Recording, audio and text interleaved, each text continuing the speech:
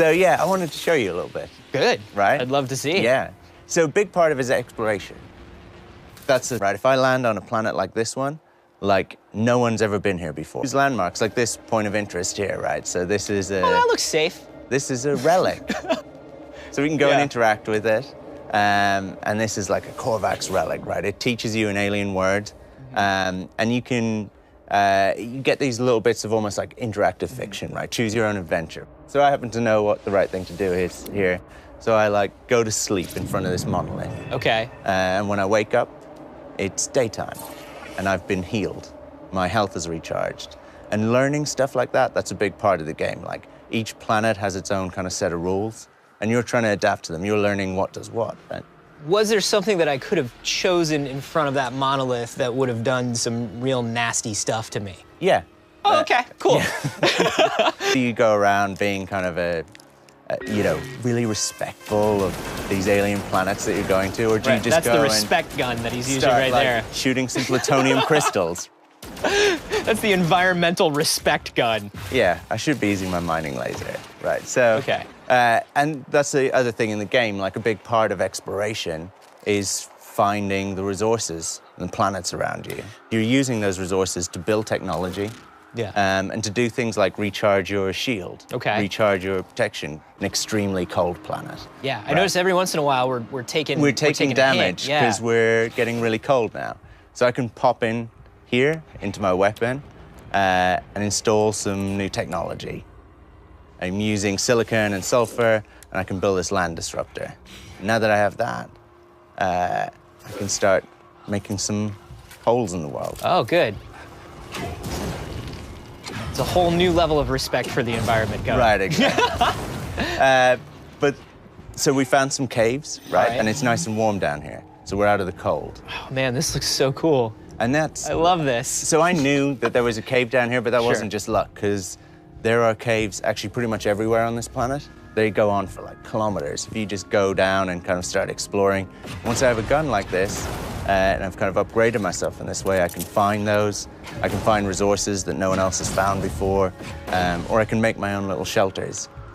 So a big part of exploring as well is finding, and a big part of sci-fi is finding like new life forms, right? So you can like scan these guys, and then you can name them. You can name the planets that you've been to. You can name the solar systems that you discover, name any creatures that you see.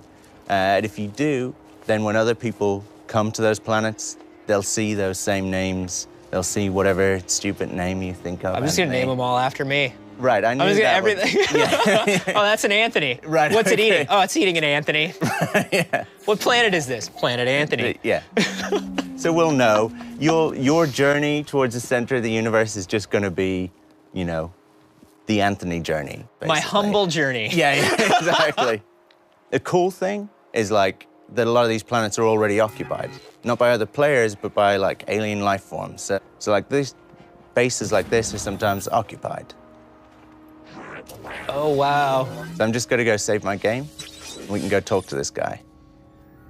So that's the real kind of, I don't know, another important part of sci-fi, I think, is to be able to find new life and be able to try and talk to them. Kind of them talking to you in their alien language. Yeah, and so we went to that monolith before, and it taught us a word. So this is a word that we had learned previously, so we already know traveler. Yeah, I was gonna say, that feels like the least important word in that sentence, probably.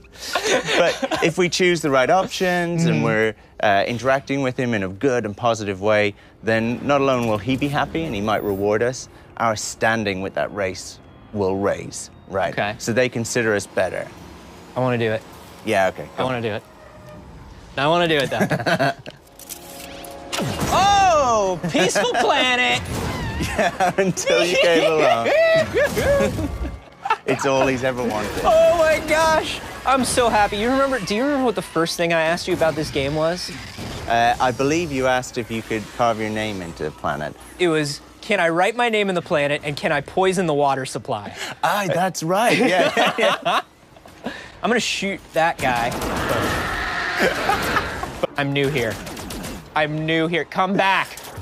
How do I scan it? I know. How do I scan it and name it? How do I skin it? You can actually scan a dead creature. I don't think you should be allowed to. Where? I get to scan it. You want L2? L2. You want L2. And this Sentinel is now coming over, and he's like, what's been going on over here? Nothing, dude. I don't know. I walked over, and this guy just keeled over, and I walked over to do some dinosaur CPR on him, and I don't know. And they've gone up. Just mind your own. I'm a law-abiding citizen of the universe. I was trying to resuscitate him. I've got a jetpack on. You didn't say that.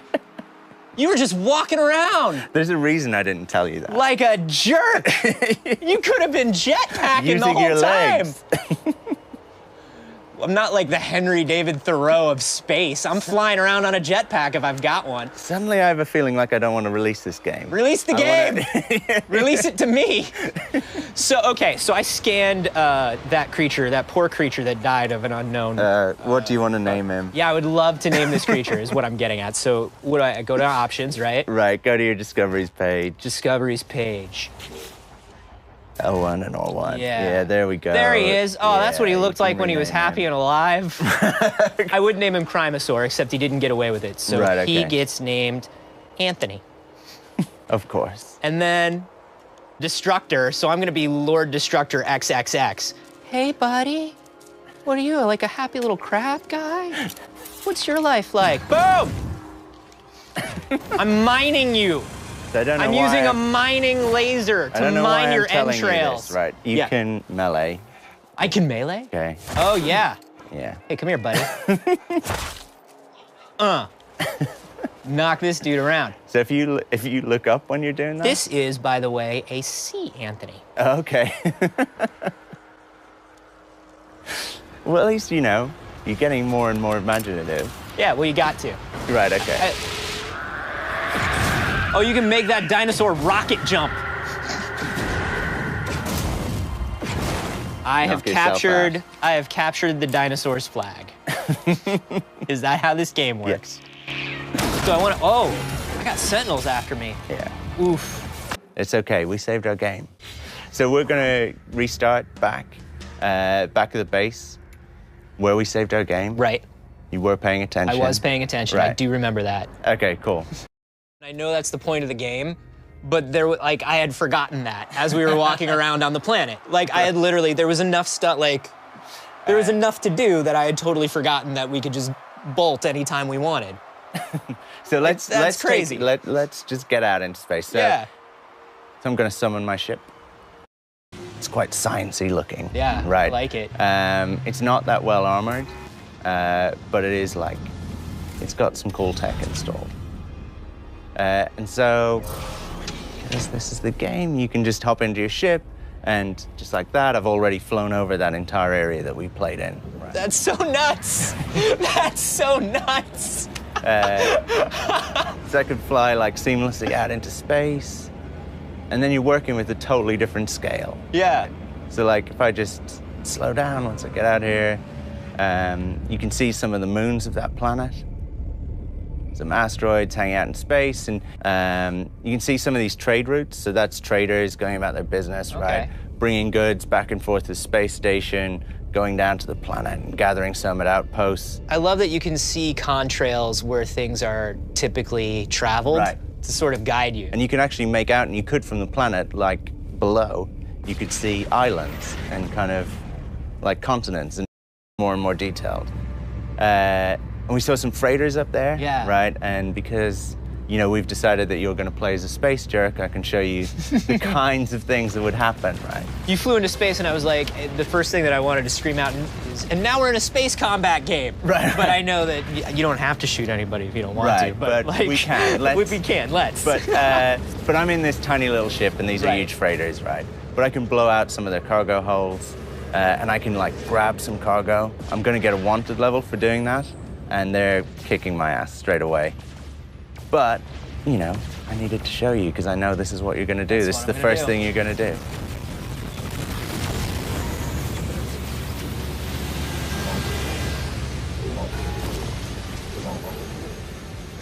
So it kicked my ass. We knew it would, right? Mm-hmm.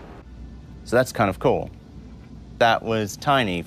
So let me just show you that. So you could go in there and save your game. Potentially, sometimes you can also come in here for trading. So every now and then, you'll see ships landing.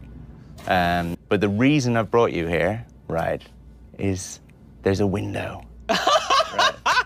And that's the planet that we were on. That's where we were. No! And if you see my crosshair in the center of the screen, that's about the size of the entire area that we were playing in. Whoa, that's so cool. We were on this planet playing in like a couple of 100 meters squared, right? Now we're out in space, we're dealing with hundreds of thousands of kilometers.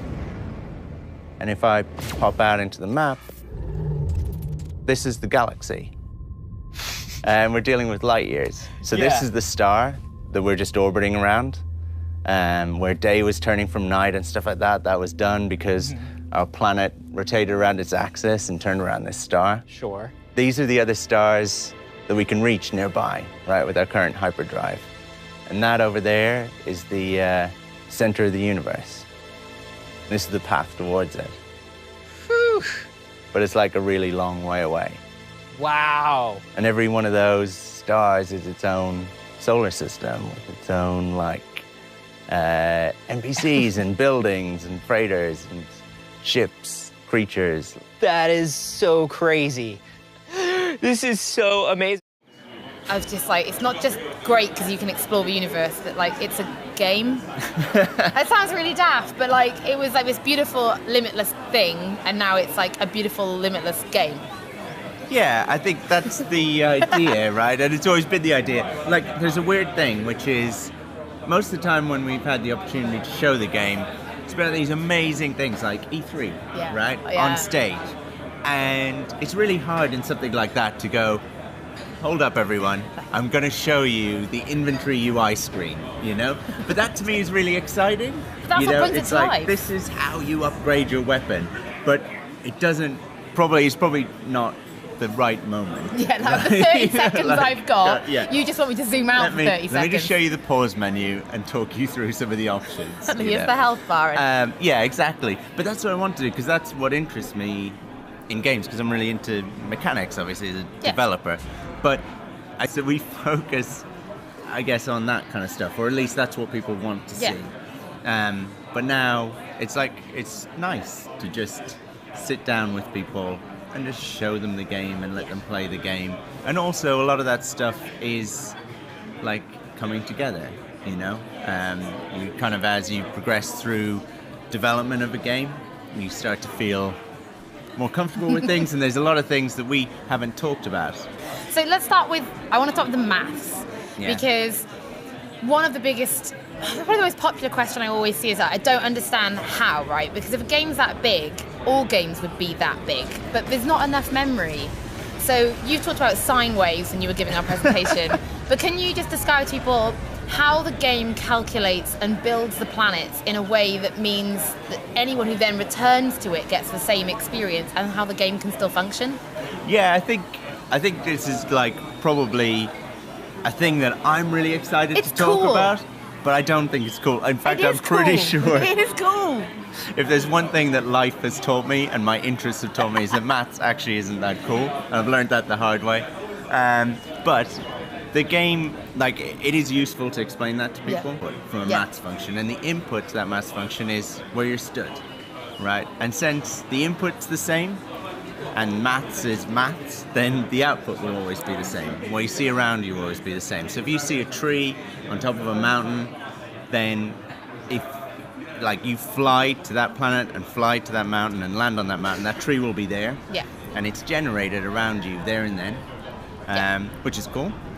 And it lives in the memory of the the PS4 there and then. It doesn't always exist. It is built when you need it to be there. Exist. Yeah. As you're flying towards it, it's like generating that tree, and you'll see that as you play the game. And then when you fly away, it's gone, right? It's just thrown away. But if you fly back, it'll be generated again, and it'll be in the exact same place. The same for everybody, though, right? Right. And that means we don't have to really store that much, which is cool. And it's how it's possible for a really small team to make a really big game. So that and complete lack of sleep. Obviously. So what happens because when you were playing, you took a gun and you blew like a way out of a cave. Yeah. So what happens then if someone else visits that planet? Does that exist? So that's a really good question. Like small things like that. The game can be played offline and online, and these things are pretty insignificant. Like if I'm on a planet and it's a planet-sized planet, like me shooting a hole in it is tiny, like so insignificant. Me shooting a bird is nothing, or a fish or something like that. But it is saved for you. Yeah. So if you've done that, you fly away and you Okay. come back and you've written your name in the snow or whatever, then that will be there for you. And if you've killed some creatures and those creatures are dead, sad though that is, but it's not shared for everyone. But there are some significant things you can do, and they are shared Right. amongst people. So if you try and destroy a space station or something like that, which is a really difficult thing to do, then that's gone and that's scratched out for everyone, and that's kind of nice.